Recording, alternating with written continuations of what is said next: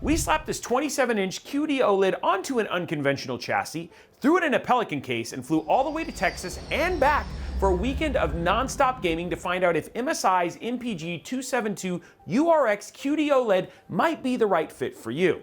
And we're going to talk about all that right here, right now on Robeytech after a word from our sponsors. If you've just built or upgraded your PC and now that Windows watermark just saying activate Windows is just sitting in your face, don't panic. VIP-CDKdeals.com is here to help. VIP-CDK Deals offers legitimate software activation keys at a fraction of the retail price. We're talking deep discounts on Windows 10 and 11, Home and Pro versions, plus Microsoft Office, Steam keys, and so much more. You can even use code RBCK at checkout for an additional 30% off. Check out VIP-CDKdeals.com today and get back to enjoying your PC without that watermark. In case the name sounds familiar, we looked at the MPG 322 URX a few months back and we had an overall very positive experience with it. But as I was getting ready to go to QuakeCon, that 32 inches was too big for the E-Blaster and I needed something that I was going to be able to take with me. So we looked at the similar member of the MSI OLED lineup, the MPG 272 URX, to be my travel buddy for this trip. And I've got to say, between the beautiful color reproduction, the up-to-date connectivity, and the feature set, I was nowhere near disappointed. But after getting to know it better and looking at the landscape, is it the best bang for your buck when looking for a new QD-OLED? We're going to dive into that question a bit more as we get to know the MPG 272 URX. And yes, for your sanity and mine, we'll be calling it the monitor for the rest of the review. As always, we want to say a huge thank you to MSI for sending us this monitor for review and for giving us one for the E-Blaster build that we did for QuakeCon. Now, starting with the price at the time of this video, the monitor had an MSRP of just under $1,100, but when we started looking at common pricing across vendors, it was about $100 cheaper, so let's just say $1,000. Now, when we look at the competition in this price range, the monitor postures itself as a premium option next to 27-inch offerings from Samsung and Asus, but it was about $200 more than Alienware's 27-inch 4K OLED. At this price, the challenge that the monitor faces is that it's crazy close to MSI's 32-inch version of the monitor from the previous generation, as well as other incredible QD-OLEDs. As we mentioned in the intro, this is MSI's latest 27-inch QD-OLED monitor. MSI says that this is their 4th generation QD-OLED panel, which boasts higher light efficiency, lower power consumption, and high pixel density, all of which are positive things for a panel and your viewing experience. Speaking of the panel, it has a 4K or UHD resolution with a 240Hz refresh rate and NVIDIA G-Sync compatibility certification. Now, like the 322 URX, AMD FreeSync support isn't explicitly mentioned, but for the most part, if you see G-Sync compatible advertised, that typically means it meets AMD standard for AMD FreeSync Premium Pro as well. Talking about the specs is one thing, but what about experiencing it? Well, like I said in the intro, I had a lot of time gaming on this thing, like over 60 hours. And not only was the picture gorgeous, but the motion was also buttery smooth. As for reading text on screen, no problems here. The monitor provided solid text clarity. I was doing email and video editing when I was traveling, and that's thanks in no small part to the extra pixel density on the panel. As for brightness, the monitor has both VESA Display HDR True Black 400 and Peak 1000 modes for HDR content. Both modes provide a good amount of brightness and rich color depth, really, which made Mafia: The Old Country look absolutely stunning. And I got to both start and finish it on this monitor.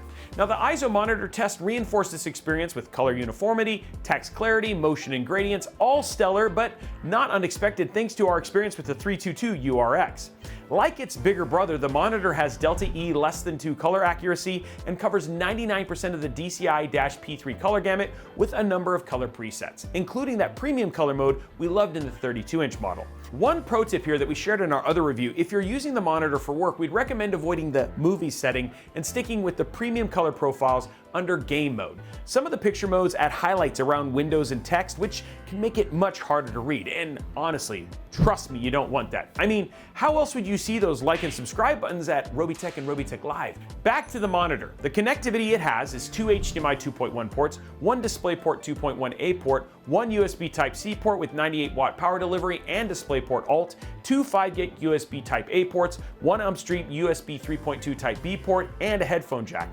Now, We pointed out a couple things with the 322URX, but they're worth calling out here too. First, and a distinguishing feature of this monitor, is the display connectivity. Having both HDMI 2.1 and DisplayPort 2.1a support means that it's set up for ultra high bitrate content, which we're starting to see on current gen GPUs. So there is a little bit of future proofing here, but this is a feature that's driving the price up of this monitor. Now, the next feature worth mentioning, and this may only matter to a small number of you, is the monitor has USB Type-C with DisplayPort Alt and a USB Type-B upstream connectivity, which is monitor KVM support. This is great if you share your monitor between multiple systems, whether that's a laptop, a streaming PC, or something like a Mac Mini. The third thing here, and this is kind of a slight bummer, is if you have a console on your desktop, you're still out of luck when it comes to audio options, unless you're going to plug in a headset into your monitor. Again, I wish the monitor had HDMI eARC or Toslink support, but I guess you could always feed your audio into a set of speakers with the 3.5mm audio cable. Okay, so now that we know a bit about its features, let's talk about the fit. For dimensions with the stand attached, the monitor is a little over 24 inches wide, a bit under 17 inches tall, and 9.5 inches deep. Pretty standard fare for a 27-inch monitor. If you're looking to use the monitor arm or a wall mount, the monitor does support VESA 100 by 100 mounts and even comes with 4 screws to make it happen. And in case you were wondering about the dimensions of the panel itself, it's around 14 inches tall and a little under 3 inches deep. And since the horizontal dimension isn't impacted here, it's still 24 inches wide. As for weight, MSI site doesn't have it listed, but Amazon states that the monitor weighs around 24 pounds or around 10.89 kilograms assembled. Speaking of the assembly process, it's super straightforward, so much so that I was just able to kind of do it both on the eBlaster stream, and Brian did it right here. It's toolless, just like its big brother. If you're using the stand, if not, like I said earlier, it comes with bolts for a VESA mount if you wanted to attach it to a monitor arm. Now, the monitor also comes with an HDMI 2.1 cable, a USB Type A to Type B cable, a power cable, and an itty-bitty DisplayPort 2.1a cable. Since we're talking about the setup, the monitor can be controlled by MSI's gaming intelligence software. This offers RGB control as well as navigation through the monitor's visual settings. That is, if you want to plug it into your system with either the USB Type-B or Type-C cables. But like most monitor software, it pretty much works as an alternative to the on-screen display, which MSI did a good job of making it pretty, even if the layout can still be a bit confusing with visual settings divided between the gaming and the professional menus. What is less confusing is MSI's warranty, at least on paper. We can't confirm how easy or difficult the claim process is. What we can tell you is that the monitor has a 3-year warranty that includes panel burn-in protection. But if you're hearing this and you're still a little leery of burn-in, manufacturers like MSI have been designing this new generation of OLEDs with things like custom heat sinks and graphene film layers to disperse heat without the need of active cooling. And the monitor has all of those. There's also a panel protect feature that helps detect and correct pixels that need help. The monitor will remind you every once in a while when you need to do it, which can get annoying because sometimes it happens at the worst of times. Now, I have been told from MSI that there is a software update or BIOS update that does fix this and elongate this process, which they're one of the first to be able to get approved with this new panel. But when you do it, just go grab a cup of coffee, come back, and then it'll be kind of that kind of thing. It takes a little while. Okay, so we've shared our experiences along with information about the monitor, but it's time to ask the big question. Is the MSI MPG 272URX worthy of becoming your next gaming monitor? Let's just say this up front that MSI has been doing some stellar work with their monitors. I spent, like I said, 60 hours of gaming on this thing, and the clarity of colors and picture quality just made the experience top-notch. But in the growing sea of QD-OLED options, this one left us wondering if this 27-inch 4K QD-OLED is doing anything different, better, or worse than some of the others that we've seen as of late. Take Alienware's AW2725Q for example. It's another stellar 4K monitor, it's G-Sync compatible, shares the same pixel density, refresh rate, contrast ratio, brightness, and more. And it's priced $200 or more below the MPG 272URX. Now, a point could be made that MSI is using more modern HDMI and DisplayPort protocols on this one. It also doesn't have an active cooling mechanism like the Alienware does. But you have to take a step back and ask yourself what you're after in a monitor. Silence? Is that a big deal? Do you mind a little noise for $200 less? Look, if it's future-proofing like this, great. The monitor provides all of that, and it's dead silent. But if you're pushing a signal to it and that's going to push what it's capable of, you could save money by looking elsewhere.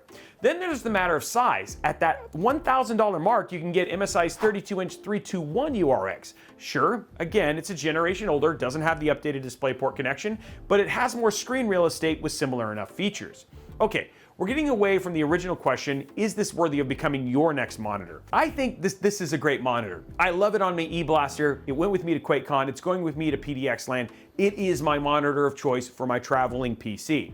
And if you're gonna pick one up, I'm pretty sure you're gonna love your time with it as much as I have. But its biggest challenge is its price. In some respects, it's priced really close to some of MSI's larger offerings, and in other respects, it's priced with enough of a margin above the competition that, unless given a reason to really look at it closely, it might get overlooked on pricing alone, not understanding that it has better connectivity, it has non-active cooling, and many other things that make it that step above. And that would be a shame because, again, it's a really great monitor.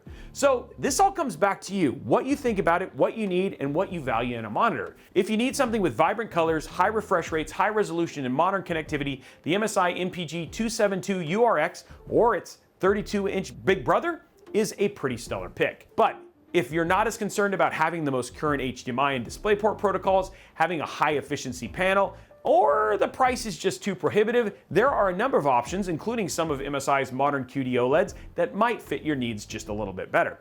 For my situation at QuakeCon, having a smaller monitor with up-to-date connectivity and lower power consumption was a game changer, and it really was the right monitor for the job.